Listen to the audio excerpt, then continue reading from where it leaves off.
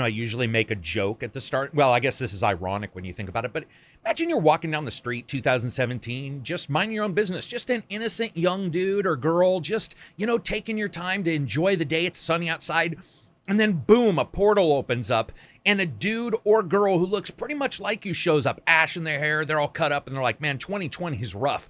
Be prepared. It's a son of a bitch. It's the Expendables of years when it comes to bad news. It's going to start out with random attacks on U.S. bases. Around in the middle somewhere there, Rick Moranis is going to get punched in the face by a dude wearing an I Love New York shirt. And then Eddie Van Halen's going to die of face cancer. 2020 is a bitch. Speaking of bitches, you can continue to listen to this one on Spotify and iTunes, and of course, on the various different places. I might upload this to YouTube. You can go and subscribe there. I would love for you to do it. Subscribing's free. You can also review us on Spotify. It absolutely helps. Unfortunately, all ads were removed. We ran one ad that I was running for Spotify because I actually really liked them, and they dropped the ad. I have no clue why. I'm just like, okay, whatever. It's 2020. Like, anytime I wake up in the morning, I look at my email and I'm just expecting something else to break, right? Something else to not go right. But this morning, we did have some good stuff went out. We had Baldur's Gate 3. I got to spend 20 plus hours playing the early access version of that, as well as discussing Watch Dogs Legion. So first of all, let's talk about Baldur's Gate 3. Baldur's Gate is something I grew up with. Icewind Dale more so when it comes to the memories that I cherish. Icewind Dale still had the story chops, but it was a little step back when it came to the narrative, a little bit more of a step forward when it came to the combat and the action. And I just loved it. That music, that da-da-da, it was so bombastic, it was so over the top. It was orchestral, it had big themes everywhere. There was something about the volume that played when you turn on Icewind Dale, even right at the starting. There's just something about it, right, that's rousing. That's Conan and you, best friends, high-fiving each other as you're banging chicks and you're riding your horses into battle. However, I didn't know how I was going to feel about Larian taking it over. Well, I knew how I was going to feel. They're probably one of my favorites because, again, I love Divine Divinity and I love Beyond Divinity. I like Divine Divinity probably the best.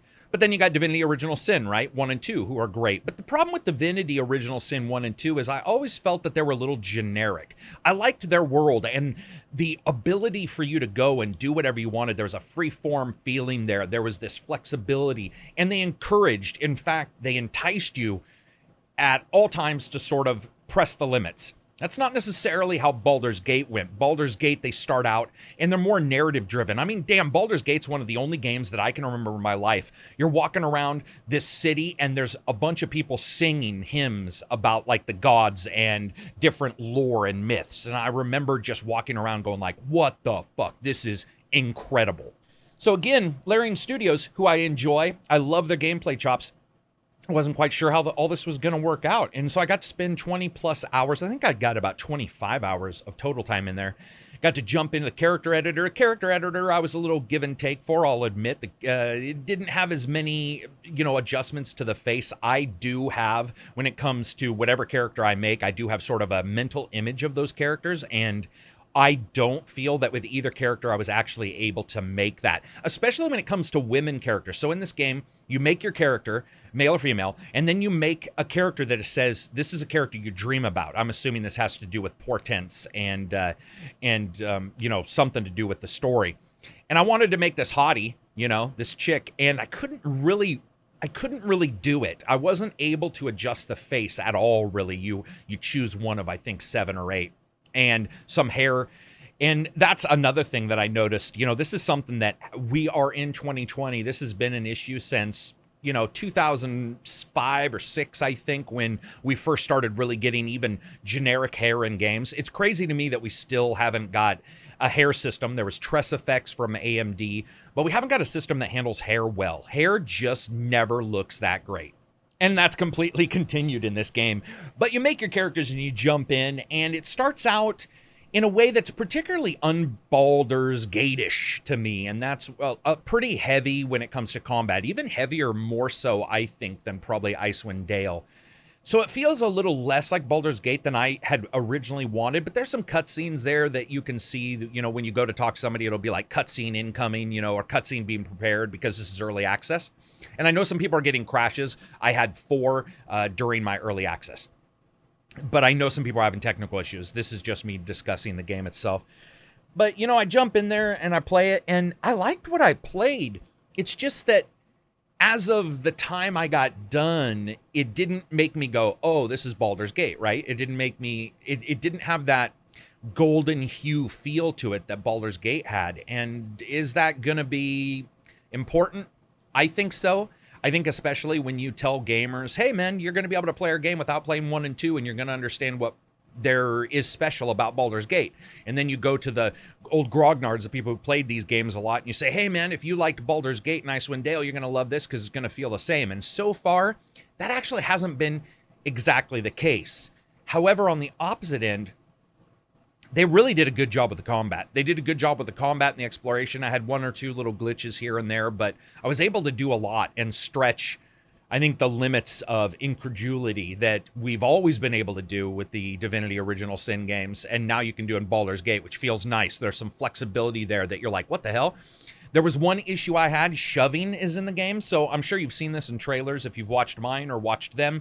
You have this move where you shove people. You're like, ah! It's almost like a shoulder block in old WWE, right? It's pretty friggin' cool. But it's a side move. So you have your movement, you have your main move, like your attacks and spells, and then you have these side moves, these side actions you can do. And what's weird is you never really don't want to do it. I mean, there's times where you don't. I said this in the preview. If you hit somebody and you hit them far away and they've got a bow, well, that could be worse for you because their range, that can actually, if they're close up, their range goes down or their ability to hit goes down. So you could help them out. But at all other times, and especially as gung-ho, elemental, environmental games and spells and items that these guys do and these enemies do, you're almost always going to want to push somebody. The enemies will come into a battle and they're like darkness, flame, ice, noxious gas, and you're doing darkness, flame, ice, noxious gas, right? You're both doing all this kind of crazy stuff. You're throwing barrels at each other.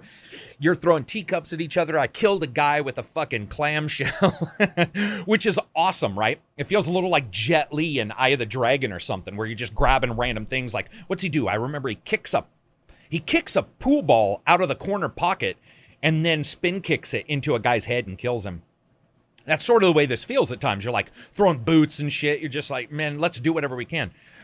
And that action there is great, but the shoving system just felt like, why wouldn't I, right? Why wouldn't you? And what happens is it almost feels like instead of hitting the end turn button, you have 2 end turn buttons. It's like, oh, got to make sure I push the guy. Oh, now I can end the turn. We'll see how that ends up coming out through the entire game, but it was just a little bit of a quibble I had with the balancing. And speaking of that, this game ain't got no difficulty levels. And I got to tell you, it's the 2020 of games. I died quite a few times, man. You go into a battle. Well, first of all, let's say you don't go into battle. You go into a conversation. Everything's cool, right? High-fiving each other. Everything's fine. You're like, hey, sup, man? And then about 2 seconds later, you piss them off, and they're like, attack. Well, what's weird about this game is it's almost never, ever, ever, ever a normal number of enemies. And I don't mean double. I mean many times triple the enemies. Meaning if you have 3 people, you can easily face off to 9 to 15 bad guys. And I got to tell you, when they're dropping that fire, they're dropping grease. Your guys are slipping, right? You guys are just slippity sliding everywhere. They're just squeezing entire pigs full of grease all over the ground. You're like, and you're just falling all the time. It can be difficult because a lot of times those guys will start a battle up on a fucking hill somewhere because let's say you're talking to one of their friends and they alert everybody in a certain radius. That can be difficult as hell, and I died many times that way.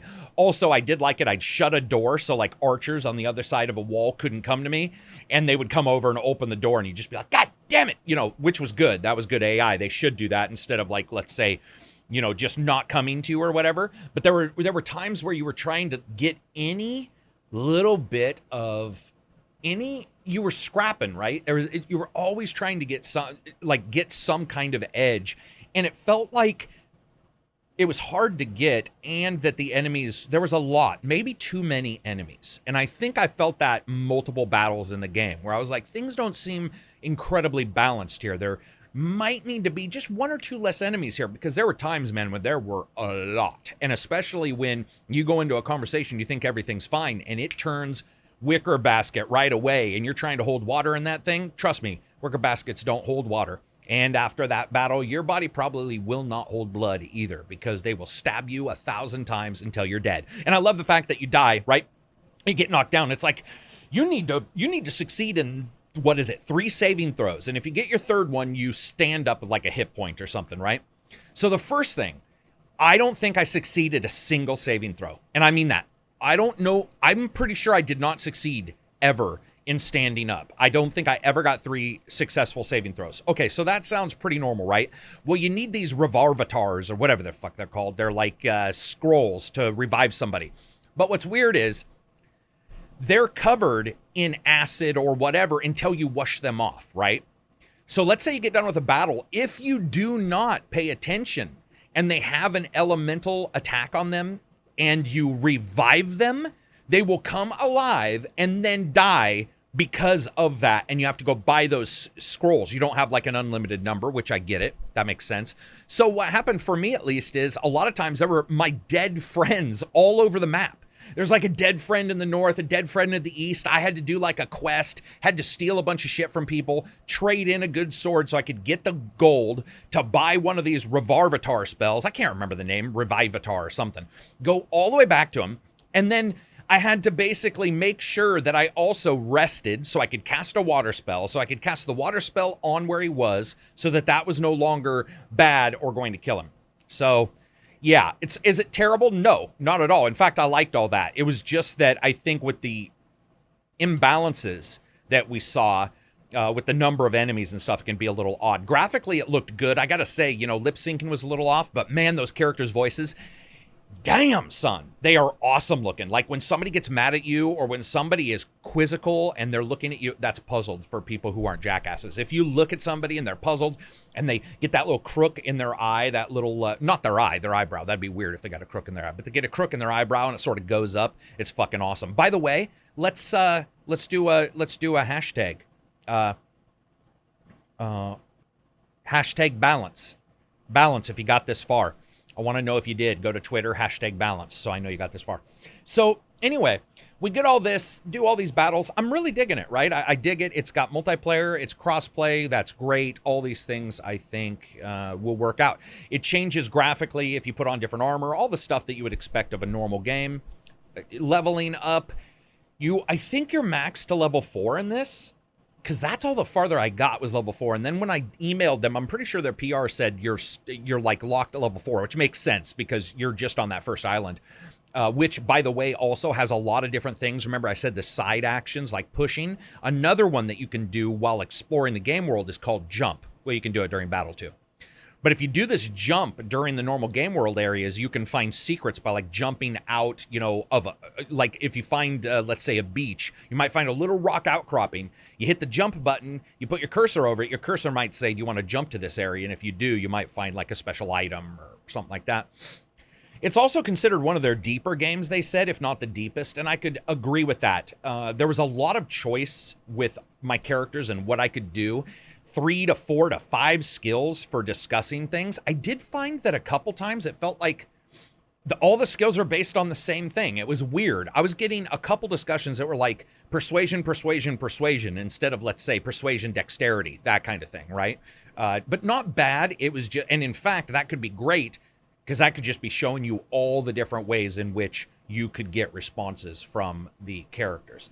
So, lot going on there, a lot of stuff, a lot of surprises. That it certainly did surprise me. And I think the one thing about Baldur's Gate that I always felt resonated was this reflection, or it's almost an infection in the game, of nature, druidic, elemental. It was always something, no matter where you were, there was something about it that was always nature bound. And Icewind Dale, even the name, felt that same way, right? There are some of the few games where the name of the game is the location, right? Icewind Dale, Baldur's Gate, it's about the city, right? And I feel that is one thing they did well here. There was a lot of nature lore, a lot of wilder kind of creatures.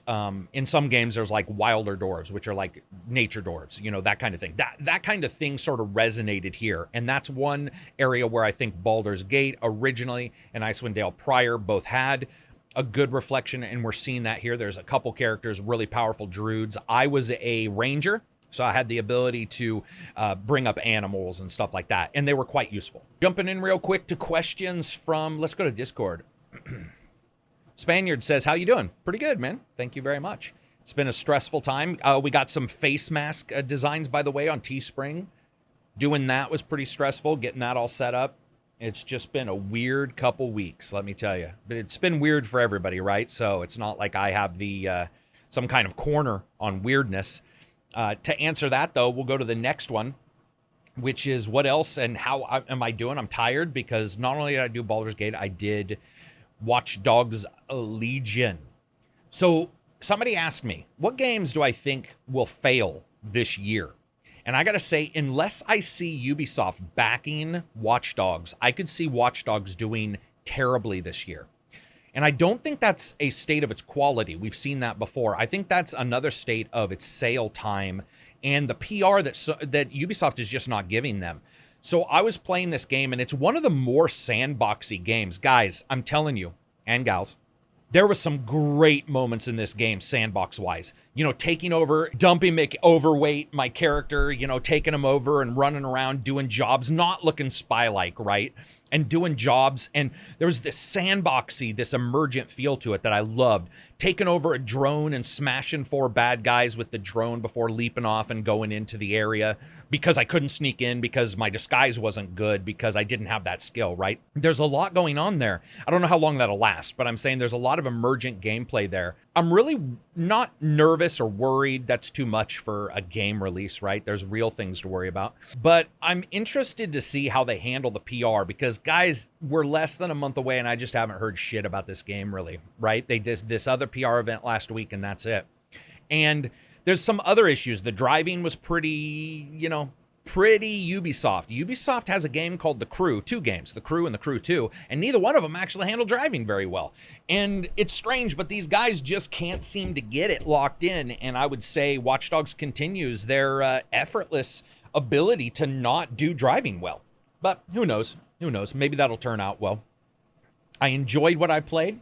I liked what I played. I love the idea of Legion. I love the idea of a granny army. I like the idea of, like I said, the normal people coming together. And there's a dichotomy here that I talked about during the preview. So you've got this game where the main characters work in a group that can recruit anybody, right? That's the crux of the game. You can recruit anyone. Anybody can be recruited. However, your main enemy, your main antagonist in this game is a government that treats people robotically and like data, and yet you do as well. And to me, that's going to be the interesting part. Do they pull that off in the story? Because you are technically a very apt reflection of the very group you're going against. It's just you're going against it with the idea that, oh, hey, we believe in free action and all that stuff, but at the same time, we're going to recruit everybody for our nefarious dealings and killing of, militia. Just because we call them militia, they're instantly able to be killed without feeling bad. I like that. Additionally, this is a game where we could see that story and emergent gameplay sort of taking off, because will it be a time where you're playing and you're like, listen, man, I recruited Bob. It took me a while to get him, and he's been arrested. I told you guys this happened to me in the other game where I ended up saving my own wife later on in the game from being arrested. Well, maybe this is something where you're like, hey, you know what? I'm going to go and I'm going to find these people, and I'm not going to let anybody be left behind. And that could be the difference, right? That could be the emergent gameplay of you still within the system, recruiting everybody, recruiting the common man, but treating them like the special man. See, that's the difference, is that in a lot of revolts and a lot of revolutions, they're against some group, right, who is usually overt in their power, usually treats people like, grist for the mill, and yet at the same time, many times throws people against that in the exact same manner, and then tries to come off a lot of times as like, we're the freedom fighters. And it's like, oh, really? Because you sent 1,000 people to go die on this battle just so you could get one little thing, which is exactly what you were bitching about before. It's just there's a little bit more freedom on one side than the other. And we're going to see that in this game. And that's very intriguing to me. Very interesting. Fatal Baptiste inside of Discord says, as we get into the full season, winter approaches, how are you preparing? You stocking up on food, prepping, heating? Nah, I don't do all that. We always have bug out bags, which we got ready for the Oregon fires. Well, I had ready prior, sorry, but we pulled out for the Oregon fires. Those will always be prepared. We'll have those set up, so that'll be good to go. We'll definitely have that. Speaking of set up and good to go, it's always nice to be able to do these podcasts. You know, I joke about the fucking demonetization and stuff, but it's always nice to be able to do these because you can just sit, you can free-base discussion, right? You know, probably to the unfortunate demise of most people's brain cells when they're listening to me. But I get to just sit here and banter back and forth. I want to talk a little bit about Van Halen. I mentioned, you know, he passed away today, and I was thinking about that. I was like, how much inspiration people get from the various avenues of life, whether it be writing, whether it be painting. Bob Ross, probably my favorite painter in the world. No, not probably. Not probably. Remove that, please. I should never have said probably. By far, my most favorite in the entire world, and gave me inspiration for story writing, because I would see some forlorn looking mountains and be like, oh man, I have this idea of a story in there, right? They all sort of overlap. Well, Van Halen overlapped for me because I was a kid when they were sort of making it big at the time. They were in their probably 25, 30s when I was a teen. And guys, we're talking, I mean, I'm sure you guys have it, but back then rock stars were bigger than life. You know, we've sort of got into the deconstruction generation. Everybody has to be torn down. Like, that's sort of the way it is. The common man is the only kind of person, even though I just talked about that before. But we always, I mean, we've been seeing people wearing actors like 25 years ago when I worked on this set, somebody was mean to me. And you're just like, seriously? Okay, that sucks, but that was 25 years ago. What? I mean, I did weird shit 25 years ago, man. I probably fucking ate boogers 25 years ago. I have no fucking clue. We all do weird shit. That's 25 years. Shit happens. People change. Back then, rock stars were a big deal. And there was the pomp and circumstance. They're sort of like the basketball stars of now, right? Yeah, you could say that. Basketball, baseball stars of now. Maybe football stars, but you don't hear as much about football as you do about, for some reason, basketball. Basketball is sort of, you know, taken over when it comes to that. But anyway, so back then, man, Van Halen was huge. You got your hair bands back then, right? You got Coverdale, Whitesnake, and you've got your AC/DC. You've got Eddie Van Halen. And yeah, Van Halen. And when you look at Eddie Van Halen, who taught himself guitar, a lot of us didn't know that at the time because all you see is TV. There was no, you know, podcasts or anything to listen to. And man, this guy was playing guitar, and I wasn't even a huge David Lee Roth, Van Halen fan. Wasn't huge into AC/DC. Was more Def Leppard because I like multiple guitar. I've always been a fan of two guitars, two full leads, which is pretty much the way that Def Leppard's always played. But anyway, they're playing guitar, and I remember I was telling a friend about this just a couple months ago, where, you know, you'd be a kid and you'd be out and about doing stuff, and it was air guitar. Like, that was something you really did. You'd hear music and you'd just be like, and you'd pretend to play guitar. I remember this one time I was with Jason.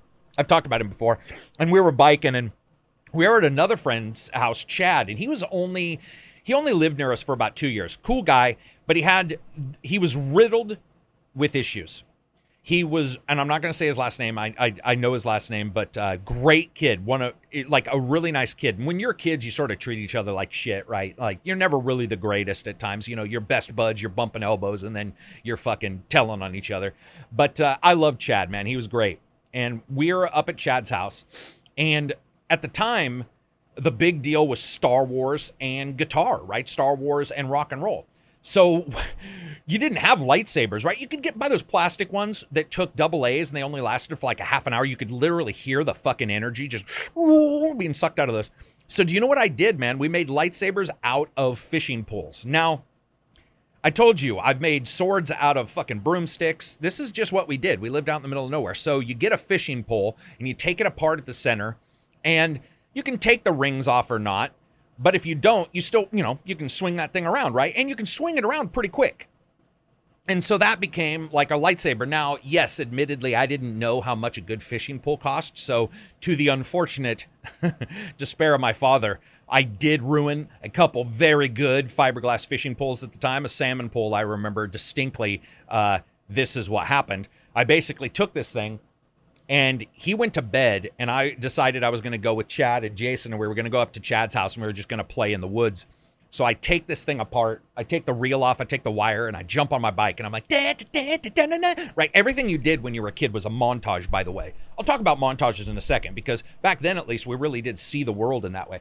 So I ride my bike up, and this is only about half a mile. I get up to Chad's house, and they're out there, and they've got a ghetto blaster. That's what they were called, by the way. That's a fairly, I would say, sort of a racist term when you think about it now, but that was the term. I think now they don't even have the equivalent, but a radio that you could play outside.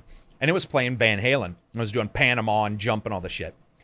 And they're just on stools, leaping off, right? Just doing air guitar, pretending to be rock and roll bands. So we get up there. Now, this lightsaber I've got, this fishing pole, is yellow, fiberglass yellow, right? So I can see it at night. And it's a starry night. It's a beautiful night. We're playing fucking swords all night, man. And, you know, you're like, whoa, whoa, whoa, whoa, you know. And everybody had to be the lost Jedi, right? Nobody was Luke. Now, because Luke was already the guy who was like, never, in Empire Strikes Back, whatever the fuck he said. You know, everybody was like, nah, Luke's out. People wanted to be Vader, but Vader moved pretty slowly. And I think we saw that even as young kids. We were like, Vader was awesome. He could force crush you. But the dude walked like old people fuck, right? And so you were just like, man, I don't know if this guy can move around very well. He's got like bad hips or something. So you were always the lost Jedi, the Jedi that like bumped into Obi-Wan right before Luke, but then Obi-Wan didn't tell Luke because he was like, nah, this other kid's really powerful. So we made up our own names. And back then you didn't know the naming convention for Luke. So I was like Bumbert or whatever, you know, you had some weird fucking name.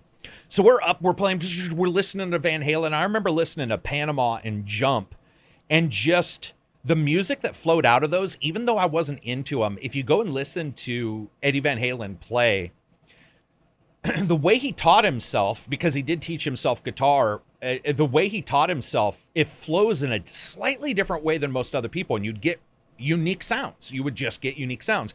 And he also had the ability to take a song like Panama, which was like Panama. It was really quick. And then in the middle, when he has his guitar solo, it actually goes to like jazz. And you've got David Lee Roth, you know, doing this shadow vocal. It's like, I edge the seat back. It sounds like this fucking jazzy thing, right? And the music sort of fades out and the guitar's playing, and then it's like, you know, back. It all sort of hammers back up. And I remember just listening to that, and it was like one of those perfect childhood moments. It really was Stranger Things. Like, those are the way my childhood was. I don't know if you are. I'd love to hear your stories. If you have, feel free to tag that, you know, in Twitter and tell me your, you know, youthful story of stupid stuff you guys did. But we played until about, I don't know, 11:30 or 12. This was a weekend. My parents were pretty cool with me doing stuff. So I jump on my bike, my Redline, by the way, and this was a cool bike at the time. So I jump on my BMX bike, and I'm like, it's time to go home, right? And everything, like I said, was a montage or the starting to a movie. So it was like, or a TV show. So whether it was G.I. Joe or Airwolf, and you were, that's what you were making the sound of. So I leap on my bike, and I'm probably doing Airwolf. I don't remember. But I come down out of Chad's fucking downhill slope, and Chad had a pretty steep driveway, but it was all gravel, so there was no, you know, no worries about like ice or anything like that. And I had the fishing pole in my right hand, and I remember this distinctly. And I fucking start pedaling this bitch, right? I'm like, and this is the second time, by the way, that I have done basically this exact same thing, which is putting something long in a hand and riding a bike. And I gotta tell you, as a child, you would think that your brain cells would pick up that this was a bad idea the first time this happened, but I didn't. And I go charging down. And I remember Jason later told me he could hear me singing something. So we'll just assume it was like Airwolf, where it's like dun dun dun dun dun dun dun dun. And then he's like, all I heard was dun dun. What had happened was I come peeling out of Chad's fucking yard, go down his driveway, turn left towards my parents' house, pedal as hard as I can, and on my right press down, of my pedal. I press as hard as possible, and the fucking fishing pole slides down from away from my thumb and sticks right into the front spokes. And I flipped that fucking thing, and I was so beat up, man. And it's so funny because I can remember the music, I can remember everything. I cannot remember like the next 2 hours after that. So I'm assuming I have CTE, at least from that small moment. But it's funny because a lot of my memories are based around music like that, based around hearing Def Leppard for the first time. I was in getting checked. I think I was at the oncologist because I had cancer at one. I've had it twice, but I think I had it. I think this was the second time. I can't remember. But I was there with my mom, and we were in a car. We were waiting for some records, and I remember sitting in her car, and she didn't have a radio player at the time, and a car pulled up to me, and they were playing, I think they were playing like Women from Def Leppard, right? Maybe it was like something like that. It was Women, yeah. Yeah, I think that's what it was. And I remember going, whoa, I like that. Like, I hadn't heard it before. And I was like, oh, man, what is that? And I remember this kid's 18-year-old kid, you know, like if it had been me and some little punk had asked me, I'd be like, fuck you, man. But I was like, hey, man, what music is that? And he's like, it's Def Leppard. And probably not sounding like Kermit the Frog either time. But anyway, he's like, no, I just did it again. He's like, Def Leppard. See, I almost tried to do it again. And I'm all right. So I asked my mom, I begged my mom for this cassette. My mom buys me the cassette, but we're in a town that is about 50 to 60 miles away from the town I live in, because the town I live in doesn't even have a hospital. The town I live in, by the way, is so small, it doesn't have a doctor's office. It doesn't have a vet. That's how small the town was. It had a store. There was a general store. These are the kind of stores where, like, you walk in and somebody's flicking their belly button and they got fucking wheat out of their mouth and are like, you got a pretty mouth. That's how small this fucking town was. So anyway, so we drive home, and man, I'm just like all the way home, I'm having like these thoughts of like, oh, this is going to be so cool. And that's how I'm into music. I was so excited. I got home, put that thing in my fucking 8-track, or sorry, not my 8-track. Jesus, I'm not that old. Into my cassette player, and I play it. I played that fucking thing so much that about 6 weeks later, it disappeared. And I found out later that my brother had taken it out and thrown it away because he's so tired of me hearing it, or so tired of me playing it. He was like, fucking knock it off. I just play that thing over and over and over. And that was like sort of when I definitely got into music, was, I would say, like hearing guitars, melodic guitars. 2 leads has always been interesting to me. Def Leppard at the time had Phil Collen and Steve Clark. Steve Clark passed away from alcoholism, and he was replaced by Vivian Campbell. And Vivian Campbell's got somewhat the same chops, but he was a ex Ronnie James Dio, right? Yeah, right? Yeah, Whitesnake. He had played a little bit for Whitesnake at times, and then Ronnie James Dio. So he was it Dio? I feel like it's not, but anyway, he had a little bit of a harder sound. They still sort of do it, but I've always been into that. And it's funny because people will ask me at times, they'll be like, what music do you have, you know, if you made a mix CD or a mix MP3 track or whatever. And it's so funny because I do have some weird shit because it's always melodic, what I like. So like when somebody asked me a couple days ago what I was listening to, and I'm like, Celine Dion. And they're like, the fuck, what? But I like that kind of carry voice where somebody can carry a tune for a long time. I remember the first time hearing Ariana Grande and being really impressed. I like that. There's something about it, especially, and I don't know the term for this, somebody else could correct me, but in songs where there's almost a wailing kind of sound, or in funeral, like I think it's one of the Viking movies, might be 13th Warrior, when one of the characters dies, and there's like a person in the background wailing. I like that for some reason, and especially when it mixes into music. So, strangely enough, I'll be listening to, like, I'll have, you know, Disturbed on, and then I'll be listening to Def Leppard, and then it'll be Celine Dion, it'll be Enya, Enigma was another big band, and then electro music for a while. I'll be listening to, like, Ron Janke's playing fucking, you know, music from video games, and then bounce back and listen to Van Halen. And what's weird is every one of those bands at some time has inspired me when it comes to my life. So when it's come to, for example, writing, Enya has a haunting voice, and I feel her voice mixes with like mountains, let's say, lonely mountains, right? Those kind of things. Just like Lord of the Rings has particular music that goes with particular locations. And I remember one time I was at a job where you were solitary, you were by yourself. So it was 8-hour shifts, you were by yourself. You didn't see a lot of people. It was on the weekends. And one time I also loved to draw. And one time a song came on, it was her. And then right after that, it was a band, the song it's called M-M-M-M-H. Crash Test Dummies did a song. And there's a very melodic part in the center. And that caused me to draw a character and then create the character's world for D&D. And that actually became Karak, the username I have. And the reason why is because I was looking for a name and I looked up, I wanted this character to be, there were certain things I wanted this character to have, and I looked it up, and in Warhammer it meant eternal, and with a certain inflection it meant eternal hate, and that was pretty much what I wanted this character to be in D&D, and that's the username. And all that stuff, that's how it all mixes together.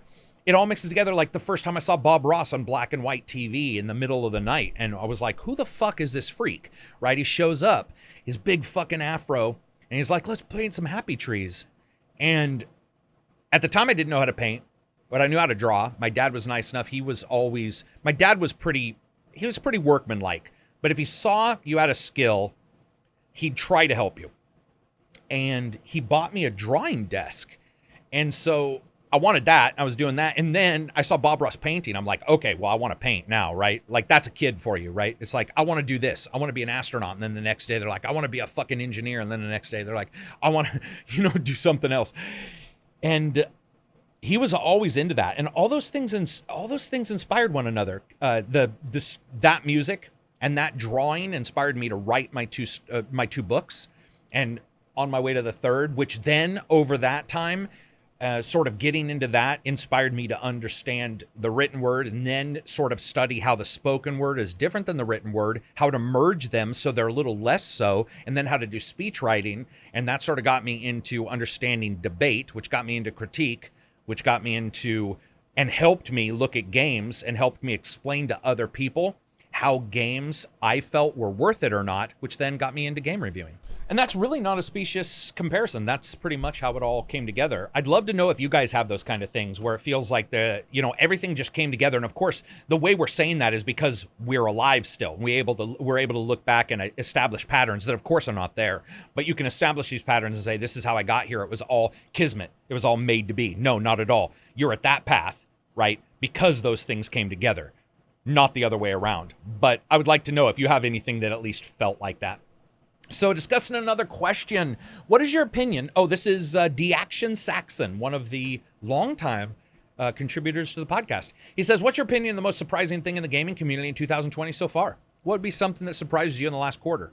Well, last quarter it'd be surprising if Cyberpunk was not greeted with the fanfare that people expect. And I think that there is some priming occurring for that. And I don't mean for the majority, but I think that with enough sort of purposeful pushing of the narrative towards like them being involved in crunch and people pretending like they're the only company doing it, or they're the only company that can, somehow work out of crunch, which we know that, if it was dire and life needing, they would work out of crunch. They wouldn't have it. They would figure out a way to work around it, but they don't, nor do many other companies. But there's sort of a narrative being drawn together and painted. And you can for sure remember this podcast, in November, December, when the game comes out. We played it for a while, and if I'm wrong, you can call me on it.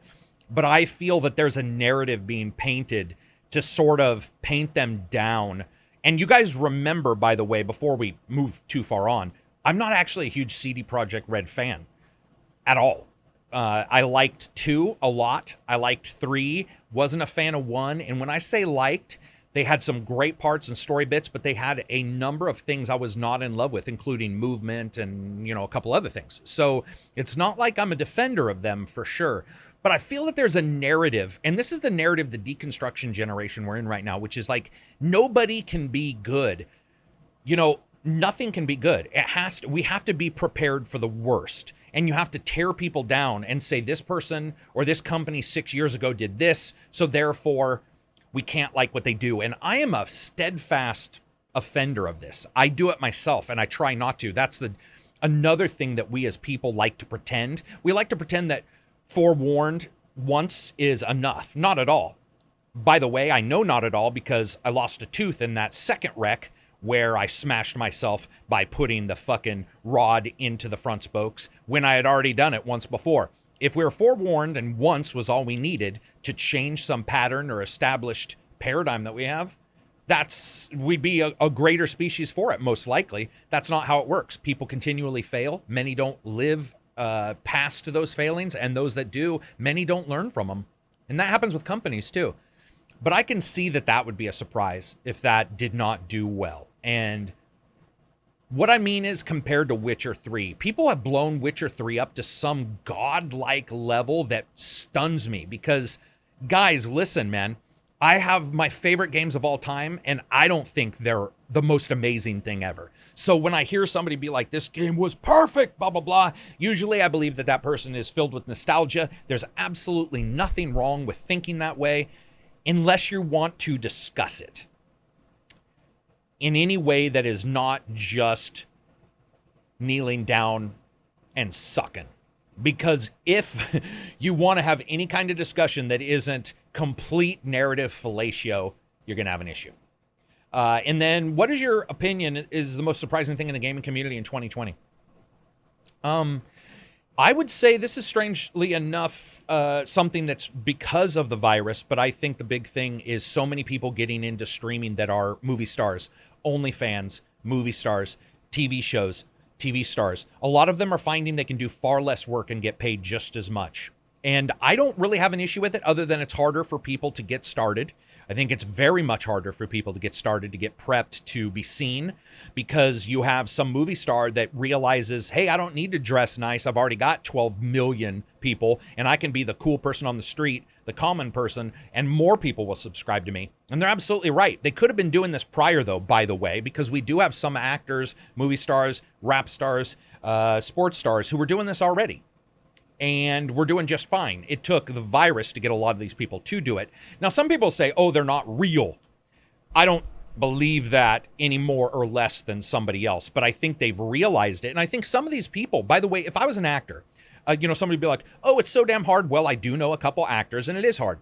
And there are long hours, and it can be rough. And you can have people yelling at you, just like somebody yells at you at Subway for not making their sandwich right. If you think that an actor can't get yelled at, you're fucking, I don't know what world you live on, but there's only about 10 who have so many millions that anybody can get away with that. And even some of them will tell you, some directors look at them and are just like, dude, I'll yell at you if I want, even if you're Tom Cruise, whatever. Maybe not Tom Cruise, but you get my drift. So I don't think they're any less real for a lot of them. A lot of them are just seeing this and going, wow, I can do well and have a little bit more of a normal life. Now, when we come out of this, other people will pass them by who will jump back into the game. That's something that you are going to see, which you see a lot of times when, let's say there's not competition in basketball, you'll see sort of leveling out. And it doesn't happen very often because there's a lot of competition to get to those levels. But you will see it in a lot of different places. When competition is sort of at a certain area, and then you see, that maybe there's a more freedom to expand there, the competition rises dramatically. For example, in YouTube right now, the competition for production values is insane. It's insane. It is insane how many thousands of dollars people will spend on a single camera. I've said this before on the podcast, on a single camera prior to jumping into YouTube ever. First time. They're spending $200, $300, $400 on a mic, $200, $300, $400, $1,000, $2,000, $5,000 on a camera and a setup prior to doing their first friggin' stream. It doesn't always work out, but it does give them a slight edge up if the production value is something somebody can't bitch about. Right? That'll happen with actors too. When all this is said and done and some people are looking at it and they're like, I don't really want to work for so many days in a row. You'll have the industry sort of revert for that. You'll have people who are like, I will work. Somebody be like, man, I don't know if I want to do that. I sort of want to stay home. Some other newcomer will say, well, guess what? I'll jump into your place. Sort of the way it works, right? We're dealing with COVID right now, but when you look at the video game industry, it had a huge crash at one time. And during that huge crash, people moved around to different industries and then came back, and it came back stronger.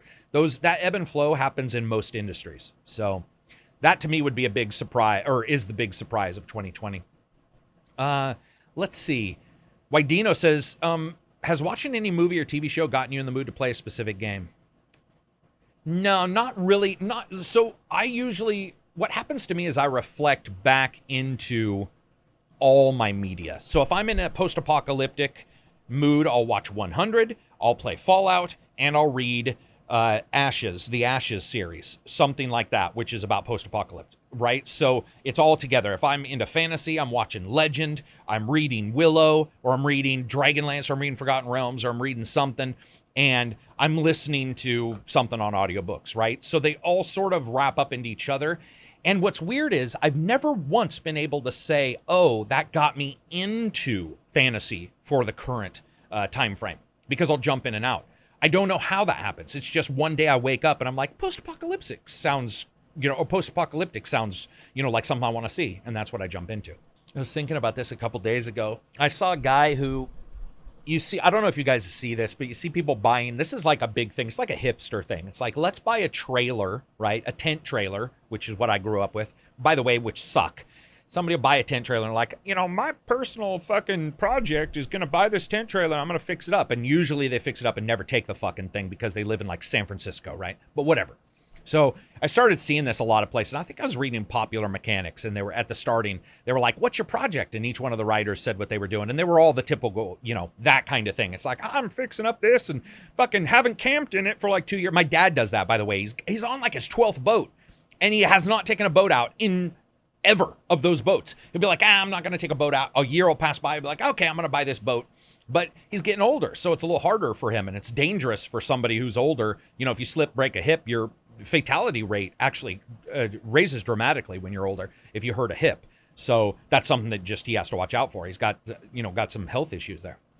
But I was thinking about this, and I loved camping when I was a kid, right? So I have 2 camping stories. Somebody was asking me to tell stories about hunting and camping. So let me tell you 2. I'll tell you the story of the forgotten slipper.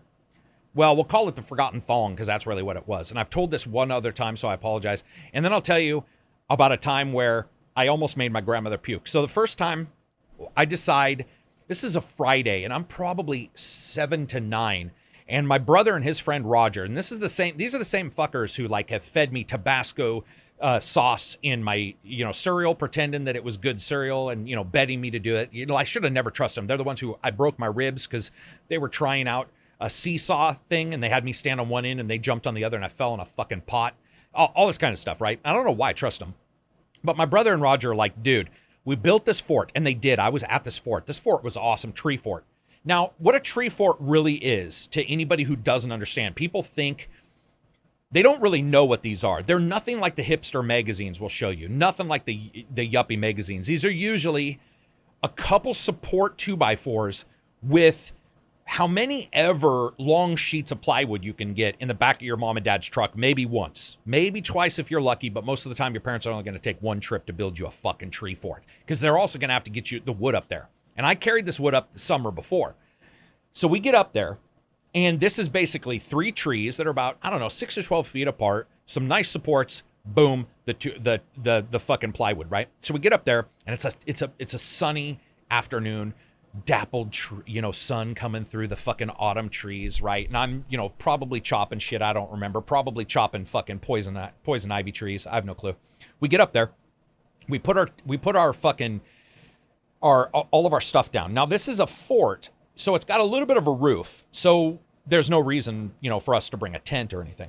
And one of the problems with tree forts is trees grow. Trees don't die. Unless you beat the shit out of a tree, the tree's going to grow around a tree fort.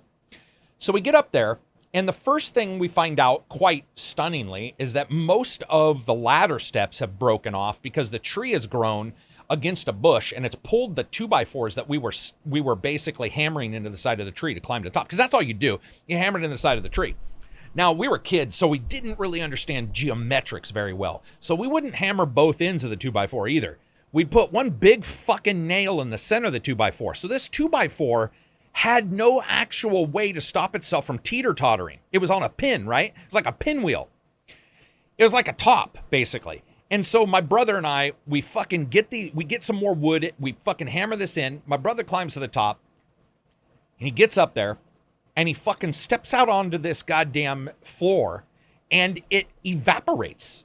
I remember, it wasn't even like the splintering of wood, because it had gone a full year. It had got wet. It was untreated. And it's like paper mache, right? It's like, and he falls. Now, luckily, it was like feather fall from D&D, because he was on top of this, so it was like a parachute. And he just lightly hits the ground. I should have realized at this time, by the way, that this was like fate saying, probably not the best to stay up here. But I'm like, you know what? That's normal. We think it's summertime. It's no big deal. We sort of put this piece of plywood against one of the trees. We'll use it like a lean-to, right? That makes sense. We get our tent, or not our tent, but our sleeping bags. We put them out. We're like, man, starry night. My brother and fucking Roger are telling stories. They were the grossest stories. When you're like a 7-year-old, they're 14, 15. This is the first time diddling a chick or whatever, So they're telling you all these fucking stories. You don't want to hear them. They're telling all these stories, and we decide to go to sleep.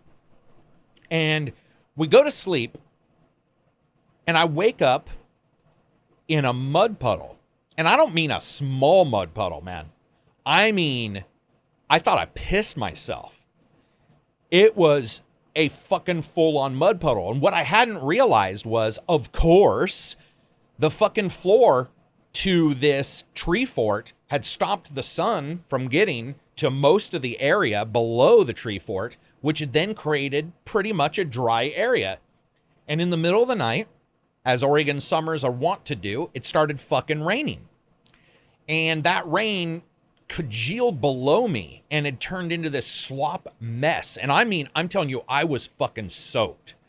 And I wake up, and I'm like, what the fuck? So I look over, my brother's sleeping a little bit near me, and then Roger, his friend, is sort of sleeping more under the lean-to than anybody is. And I wake my brother up, and I'm like, Jeff, dude, I'm soaked, man. Look at this. And he's like, holy shit. No, and he likes hunting, but he's not really one of those Iron Men, right? If shit's going downhill, he's like, fuck this. And we're only about 1.5 miles from the house. And I'm starting to, fucking whine, right? I'm only 7, and I'm starting in. And I got, by the way, at this time, I have these Superman thongs on. They're called thongs, or were when I was growing up. They're flip-flops for you people. And like I said, I've told this story before, so if you've heard it before, I'll try to be quick. So my brother slips these fucking flip-flops on me. And, he was actually, at least at first, he was actually quite patient. So we're like, okay, we're going. Roger is sleeping through all this. Jeff tries to wake him up. Roger's like fucking out. Roger's not going. So Jeff's like, okay, man, we'll go back. He's got a flashlight. First thing we figure out is, and we learn that this becomes a joke in our family for the next 15 fucking years. Always check the fucking flashlight batteries. We go out, flicks on the flashlight, everything's fine. We get about 6 fucking minutes from that goddamn area where we were camping, and that thing starts flickering, right? So now I'm 7, right? I'm scared. It's muddy. It's pouring. I'm in shorts, by the way. I forgot to say that. Bermuda shorts and fucking thongs, and they start fucking slipping off my feet. Because if you've worn flip-flops without the back fucking strap, like sandals would have, holding those things on with your little tiny itsy-bitsy baby toes is actually not that easy. And then when they get muddy or wet, it's almost impossible. So we spend the next 2 hours walking home with me sliding into mud puddles, losing my fucking flip-flops, crying because my brother's mad. I'm like, I lost my flip-flop 50 feet back, and Jeff's fucking hammering the side of this flashlight, finding the flip-flop, putting it back on me, yelling fuck the entire time. I was like, fuck! Put it on me. We walk 15 fucking, feet. I'm like, it fell off again. Fuck! Put it back on. We get all the way back home. And I remember, man, we go to sleep. We wake up the next day, and I'm telling you, I looked like I had rolled around in just human shit. I was brown from fucking stem to stern, man. There was not a single part of me that wasn't covered in mud. That cracked, dried mud. It took hours to get clean. It was in my hair, in my ears, probably other places. That was crazy, man. But it was a good memory. It was one of those memories that you have of doing something with your family. It also reminded me that, and sort of stuck with me, that fucking, camping always looks cool when you see it in the movies and shit. But usually what happens is about 2 o'clock in the morning, you wake up and you're cold and wet, right? Even the best hunting trips, yeah, or camping trips I've gone have usually turned dire at 2 or 3 in the morning. You're like, fuck, I wish I had a heater. Then the next story, another camping story. So my grandma and grandpa, my grandpa was a World War II vet, and my grandma was stay-at-home grandma. They would take us everywhere, and there was a thing called KOH campgrounds, baby. Now, these were the dregs. These were the gutters of campgrounds, right? KOH campgrounds was basically a set of campgrounds you could go to. If you had a membership, you could stay there. But, dude, I'm telling you, it was either World War II vets or drug users. Like, the number of times I found syringes next to, like, Playboy magazines on a trail at one of these is countless. But we go camping, and we fucking... I felt so... Well, I didn't really feel bad as a young kid. I feel bad now. But we go camping, and my grandma's making food in the back of this trailer. Trailers are the ones that sit on the back of the truck, right? It's not pulled like a fifth wheel. It's on the back of the truck. My grandma goes, what smells? And, you know, I'm probably doing whatever I do, playing Sorry, which was one of the board games they always made me play, or fucking Uno, by the way. God, I hate that game. So anyway, I'm probably doing something like that. And she's like, what stinks? What smells? And she comes over to me and she's like, you smell. She's like, what? You reek. You smell rotten. And I'm like, what the you know, as a little kid, I'm like, well, I don't know. You know, I'm prepubescent at that time because I was probably only, well, I don't know, man. I went through puberty at a young fucking age. But I was probably 8 or 9. This was probably around the same time that I went camping with my brother. And it was my feet. And listen to this, man. My feet were, so when a kid goes through puberty, you know, all of the chemicals are changing. That's so like a young kid a lot of times can work for hours, can go out, do stuff. And the bacteria, all the testosterone stuff isn't in their sweat. And so they don't stink like nearly as bad. But feet for young kids have a tendency to smell. And you'll hear a lot of parents say that. They'll be like, oh my God, my kid's feet reek. Well, I didn't realize I had this. Well, the reason why I had it, by the way, is because I was buying shoes in the summer and you don't wear fucking socks. At least we didn't. It was like, no socks, no service, baby. So we were like, okay, no worries. We just wouldn't wear socks, but we wear the shoes into like restaurants and stuff because it's, you know, they'd be like, you know, you have to have no shoes, no socks, no service. You had to have something. Well, we just have leather shoes, right? Fucking with just barebacking those things, commandoing these leather shoes, running around like kids would do. And my feet were so bad that I remember my grandmother getting a Tupperware tub, and squirting like Dawn thick detergent. This is back in the days when that shit had phosphorus in it, where you could basically use it to make napalm, right? Or whatever it was. Like, this was old style stuff that would scrub like submarines down. She sprays this fucking stuff and she's gagging. She's like, ugh. She's like, here's your tub. And I had to wash my feet in that. And I remember my grandpa, man, my grandpa would always go. So I'm washing my feet. I'm scrubbing my feet. And my grandma's back in the trailer. And I think she's got the fan on to get the air moving in the trailer. My fucking grandpa comes back. He was awesome, by the way. My grandpa was awesome. And I didn't, unfortunately, because of my age, didn't get to really, I mean, we bonded, but not in like a young adult way. He passed when I was young enough that wasn't really possible. But I remember him walking up and he put that first fucking foot on that step. And he's like, Dolores, which was my grandmother's name. His name was Ray. He's like, Dolores. She's like, what? He's like, what in the fuck stinks? And she's like, that's your grandson's feet. And he looked at me and he's like, you stink, and just shuts the fucking door on me and he made me sit out there and wash my damn feet. That was a grandpa for you back in the day, right? This was a grandpa who, by the way, made his own forge. He got fucking bored. He got bored and made a forge so he could make tools to make better tools. That's a badass son of a bitch. Like, I have to buy tools, and then I lose those tools and have to buy more tools. Not my grandpa. He's like, he didn't, like, go out into the woods and fucking smash a rock and get the iron out of it or anything. But he was melting iron out there. He was buying, like, raw, and he was doing shit in that. He had a smelter forge. He had all the works, man. The guy was crazy. He never really got good at it either. I remember he made a couple things. He made some tongs. He made some pliers. You know, they looked like pliers, right? They look like pliers, but he didn't really have the skills. I think at his age, he was getting up there at that point because I think he was already in his 60s, 70s. Yeah, 60s or 70s. But man, those were the times. Camping with grandma and grandpa. I also accidentally, when we were getting ready to go camping a different time, I was sitting in the front seat because I always wanted to learn how to drive, and I was way too young to drive at this time. I was even younger, and I fucking somehow shifted their truck into reverse and totaled a truck into the side of their garage. My grandma and grandpa were pretty cool, though. They never really got too pissed. They were always like, you know, they weren't necessarily boys will be boys. My grandma could be pretty rough. But overall, they understood, like, you know, when you made a mistake. They weren't too rough on us. Gonna go into Twitter questions. I've got a good one here. Master Flavor. It's a pretty good flavor, by the way. He says, hey, man, me and some friends. I don't know why I adjusted his vocal intonation there. Hey, man, me and some friends of mine are starting a podcast ourselves. Tonight being the first night of recording, hopefully. Do you have any tips from a virgin or for a virgin podcaster on what a good first episode consists of? Yeah, good audio.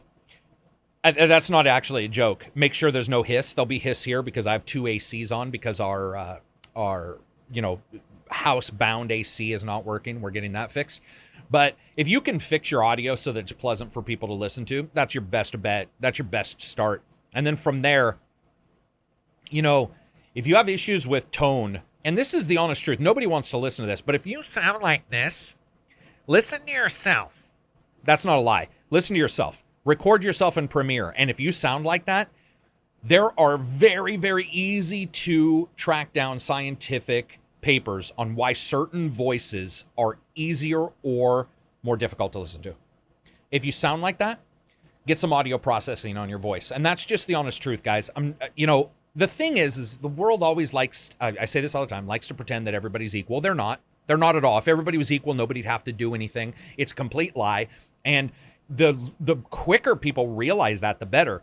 Some of us have unfortunate voices. Some of us have unfortunate bodies. Some of us have unfortunate faces, unfortunate smells, whatever it may be. Ask my grandma if she was still around. She'd tell you at least my feet had that. You have to work around them. And when you're trying to jump into a very particular thing, which is podcasting, you want a voice that's easy to listen to, and you want something that sort of flows. And you can adjust that very easily with multiple free bits of software. Add a little bass if you need it. Cut off a little of the top end if you need it. Make sure there's not very many. If you have a friend, by the way, not everything should be done with a friend. Well, that's true for a lot of things. Wiping, you don't want to do that with your best friend. But a lot of things don't need to be done with friends. That's the honest truth. If you have a friend who's like, man, I want to do a podcast, and yet you don't want to listen to him for longer than 4 or 5 minutes, why the fuck would anybody else want to, right? And that doesn't mean they can't adjust. Maybe you basically tell them, when you speak, make sure you have a good thought. Maybe take notes, right? Some people need to take notes so they can get a mental note. Maybe just the 5 topics. Like, you guys are talking about PS5, and they're like, BC for backwards compatibility, DualShock, DS for DualShock, and that way they can sort of bounce, and they don't go, the entire time. Those kind of things are really important. Do that. Help yourself do better. People will always say, I get it all the time. People will be like, I'm going to jump in your Patreon at this certain level so you can help me. And then they jump in and they won't take some of the advice. And a lot of my advice does stem around the acceptance that you may have to fix things that are uncomfortable, right? Not everything, because you want it to be yours. But sometimes maybe your podcast isn't going to do so well if you want to spend 30 minutes just talking about, how the dye process works to get a stripe on a fucking colored white sock, right? Maybe that's not going to do so well. Maybe you'll have to work around it. Whether it be subject matter, whether it be the way you deliver it, you have to look at those kind of things. Next up, Maddie says, early access, how long should a game be in? How long should a game be? No one knows. I don't like early access. I just don't. So I don't really have a lot to say other than I don't like early access. I would like no games to have early access. I don't like the idea of early access, but I am aware early access has helped some games see success. Jet says, top 3 Tony Hawk games. Just 1 and 2, and any others, but 1 and 2. Not 5. 5 was terrible. Spooner says, one game that is always installed that you find yourself going back to. One game that's always installed, DC Universe Online and Star Trek Online. Both of those always installed. And by the way, when I say always installed, I mean literally every console has those on them. If it's on there, the Switch has DCU, PS4, Xbox, PC. Like, it's just, I want to be able to jump into a superhero or a villain at any time, in any platform, and I love the game. It's a laid-back, free game, and I dig it. Crank Core Watt says, it's new headset time. What's best for a massive melon? Massive melons are hard. I'm assuming you mean giant head. So the thing about this massive melon, narrow head kind of thing is it's not necessarily a lie, but what it really ends up coming down to is the tensile strength of the band pressing the two earbuds together and how strong that is. And if it's strong, it'll make somebody with a big head. I mean, of course, you have the outliers who just have massive melons like a fucking orange on the end of a toothpick. Sputnik! But for the most part, it's just about the band. And I would say I still would push for clouds from HyperX. They don't cost a lot. I have multiple pair, and Cadiz has a pretty big fucking head, man. He's got a pretty big nogger. Like, that thing, I mean, you know, if I needed to do damage to a planet and I didn't have a mighty-sized rock to throw at it like an asteroid, I'd probably use Cadiz's head. It's that big. And he has no issues with it. So, yeah. Let's see, what else do we got? Oh, that's it for Twitter. What else do we want to talk about? Let's talk about next gen, and then we'll wrap this up. Next gen, backwards compatibility, Xbox, PS5, we're in it. Xboxes are going out. PS5s are going out to Japanese influencers, which, yeah, that's just the way it is, right? Sony's doing something different. So we're in it, guys. We're in next gen. And one of the things that is so weird to me is we're seeing load times become like ammo for next gen console wars, which is crazy to me because a lot of people are like, man, load time in this game is 2.3 seconds, which is great, by the way. I'm not debating load time, but I do at the same time find it a little bit odd because a lot of people are pretending like you load in some games that, by the way, they'll even post this. They'll be like, load time in this game, blah, blah, blah. In some games, there's no loading. They just, the one load time. And you're like, dude, if you're playing the game for longer than like an hour, you're saving 20 seconds? Like, is it really something that you want to load your console war gun with as your primary hit? But whatever. We're seeing a lot of it. I also saw a lot of people say that quick resume is a big deal to them. We'll wrap this up. I do listen, guys. I do. People will be like, he never listens. He never watches the podcast. I do. I listen. And you guys spoke. And a lot of you guys think quick resume is important. So I'm going to say you think it's important. I don't know. I don't know what to say. It makes sense. I saw a lot of you guys saying, here's why. I saw somebody say, I got kids. I want to bounce around. That does make sense, by the way. I think it's the odd feeling I get when I see these companies are focusing on it. I hope that makes sense. So as a primary thing, that's all.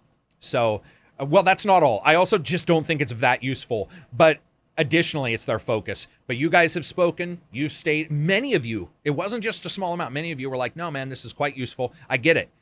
So I'm going to buy into this. I'm going to say, I get your usefulness. I understand where you're coming from. I'm going to meet you halfway, man. Like, this is the new way the world works. We don't argue all the time. We're like, kumbaya, my lord. So I'm going to say I agree with you. Well, no. I don't agree with you. But I'll meet you halfway. And I'll say, you think it's important? So that's cool. It's coming. I don't think it's necessarily taken a ton from people to get it, so it's not like there's a huge amount of resources. I would say that some hard drive space is a big issue. Another thing popped up where it's like Xbox said, well, you can delete certain parts of a game so that you can save space. I think that I personally believe that that's a little bit more of a reflection of games like Final Fantasy 15 on the Xbox, where you can already 14, right? 14. You can already install separately like your high definition pack and the multiplayer, right? Those are two different bits. I think Xbox is more catering to what people were bitching about and just sort of, they're good at PR and they're like, oh man, you can do that. You've already been able to do it with at least one or two games on these new systems. I don't think it's going to be as rare, but I don't think you'll probably see it be such a huge deal, especially, I can't talk about some things, but USB load time for these games, the normal Xbox One and Xbox 360 games is blindingly fast, even on the USB, and transferring it doesn't take very long either to transfer it onto the NVMEs that are inside of the systems. So I think a lot of people are just going to go with normal USB. I really do. I think a lot of people are going to be like, you know what? I'm going to keep the internal and I'm going to go with an external SSD so the transfers are fast. And so, because the external SSD really, they're not huge, by the way, but you can get ones that are of the newer type, of the newer software and the newer RAM, the new flash memory, and they will have, the normal amount of writes, and you can get a really good SSD, 1 or 2 terabyte. And I think some people are going to go to that, especially when you look at hard drives. You start getting into the high terabytes on hard drives anyway. You start smacking a bunch of platters in there, and your chance of failure is pretty high anyway. So at least with an SSD, you actually have hardware that's in there on all of those now that basically looks at your wear, evens out your writes, and you're not going to get a bunch of that anyway on a console. So I think that's probably what a lot of people will go with. We'll see, though. As I wrap this up, I just want to say thanks to everybody listening. I know I'm always teasing. I'm always taking the piss out of somebody, and I know some people, they get a little bit verklempt about it. But, if you're listening on iTunes, you're listening on Spotify, you're listening on YouTube, I want to say thanks for you getting this far. But also, be aware, this is something that we're all trying to do together, trying to get in here, love games together, talk about games together. And, yeah, I'm going to jab when I feel that something's stupid. Like when something's stupid or people are getting stuff and they're just bitching, I'm going to jab. That's just my opinion. It doesn't mean it's right, but I am going to jab at those things. And I know that sometimes people have been, I've got a couple messages where somebody's like, it felt like you were directly attacking me in your comments in your podcast or whatever. And they would say something on YouTube. And I'll be like, no, I'm not. I mean, there's just too many people, right? There's too many things. In fact, most of the time it's some random Twitter bot or something that I see. But we look at games. You look at Cyberpunk coming out, Watch Dogs Legion, Valhalla, Baldur's Gate, thousands of indies, fucking Yakuza, Like a Dragon, looking cool. We've got all these communities of which I'm blessed to have the Discord. It's a great place. I'll take the piss out of something when it sucks, but there's a lot of really cool stuff. And if you got this far, I think it probably means you're trying to celebrate games, at least in a little way. And we all get negative, including myself, but just be aware, man. Things are probably rough for everybody out there. It sucks. Hopefully it's not rough for you. If it is, seek the help that you need. Make sure you go out there and do it. If it's, you want to help this channel, you can always feel free to spread the word. I would love for you guys to spread the word about the podcast. It's something that, I'll put on YouTube again because it didn't get claimed last time. We'll see what happens. Didn't get claimed. Did get a lot of people who dislike the lack of timestamps, but I'll put something at the starting, actually, is what I'll do. Other than that, I just want to say thank you to everybody. It's been a blast. I hope it continues. It's good times. Spread the word. If I've saved you any money or warned you about a way from a shitty game or maybe found you a really cool one, I'd love for you to come to Patreon. It's not a bunch of bullshit, guys. I'm not Aaron Paul. Is that his name? Who's the dude who keeps fighting people but can't fight? Yeah, it's Aaron Paul. I'm not somebody like that, right? I don't have millions of dollars. And, everybody else that I can see now is doing tons of ads, doing all kinds of sponsors. I don't do that kind of stuff. I feel it affects the channel, and I feel that, what we all can come together as a group and figure out works better. And it's worked out really well. And so that's why I talk about Patreon at the end of my videos. It's super helpful, and hopefully you get something worthwhile out of it. Anyway, that's it for me. I hope you enjoyed some of the stories. I hope it made your day a little bit brighter, a little bit easier. If not, I apologize. No, I don't. What the fuck? I'm not apologizing for that. I did my best. Well, frankly, if that's my best, maybe I ought to keep it to myself. I did my 20%. Yeah, we'll say 25%. Anyway, peace out, everybody. ACG Teespring. I made some face masks if you like face masks. If you're collecting face masks for some weird reason. I don't know why, but if that's your thing, I made face masks with the designs on it. Peace out. Enjoy the rest of your week.